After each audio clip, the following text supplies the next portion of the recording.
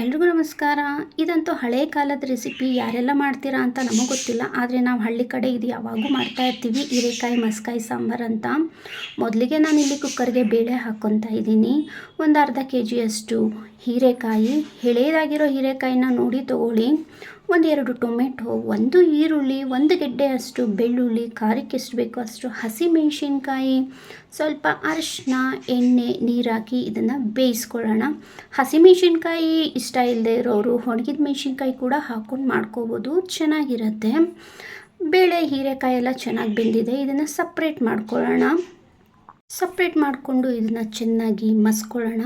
ಮಸಿಬೇಕಂದ್ರೆ ನೋಡ್ಕೊಳ್ಳಿ, ತುಂಬ ನುಣ್ಣಗೆ ಮಸ್ಕೊಂಡ್ರೆ ಚೆನ್ನಾಗಿರಲ್ಲ. ಸ್ವಲ್ಪ ತರ್ತರಿಯಾಗಿ ಮಸ್ಕೊಂಡು ಮಾಡಿಕೊಂಡ್ರೆ ತುಂಬ ಚೆನ್ನಾಗಿರುತ್ತೆ. ಈ ಥರ ಆದರೆ ಸಾಕು.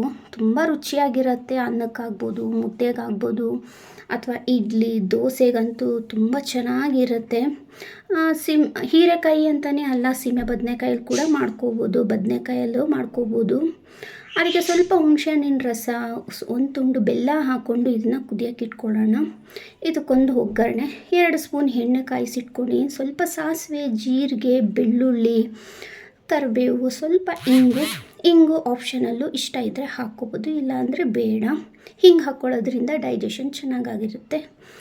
ಕುದೀತಾ ಇರೋವಂಥ ಸಾಂಬಾರಿಗೆ ಒಗ್ಗರಣೆ ಹಾಕ್ಕೊಂಡ್ರೆ ರೆಡಿ ಆಯಿತು. ತುಂಬ ರುಚಿ ಇರುತ್ತೆ. ಸ್ವಲ್ಪ ಕೊತ್ತಂಬರಿ ಸೊಪ್ಪು, ನಿಮ್ಗೆ ಇಷ್ಟ ಇದ್ದರೆ ಸ್ವಲ್ಪ ತೆಂಗಿನಕಾಯಿ ತುರಿ ಕೂಡ ಹಾಕ್ಕೋಬೋದು, ಚೆನ್ನಾಗಿರುತ್ತೆ. ದಿಢೀರಂತ ಒಂದು 15 ನಿಮಿಷದಲ್ಲಿ ಮಾಡ್ಕೋಬೋದು. ಇಷ್ಟ ಆದರೆ ಲೈಕ್ ಮಾಡಿ, ಶೇರ್ ಮಾಡಿ, ಕಮೆಂಟ್ ಮಾಡಿ.